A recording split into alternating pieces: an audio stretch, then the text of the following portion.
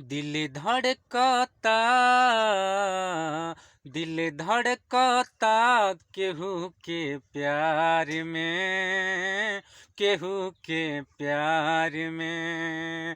मन मस्त भइल बा मस्ती में, दिल बैठल प्यार के कश्ती में। मन मस्त भइल बा मस्ती में, दिल बैठल प्यार के बस्ती में।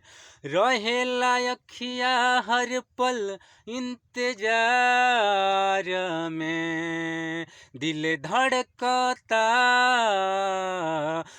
धड़कता केहू के प्यार में, केहू के प्यार में, केहू के प्यार में, केहू के प्यार में।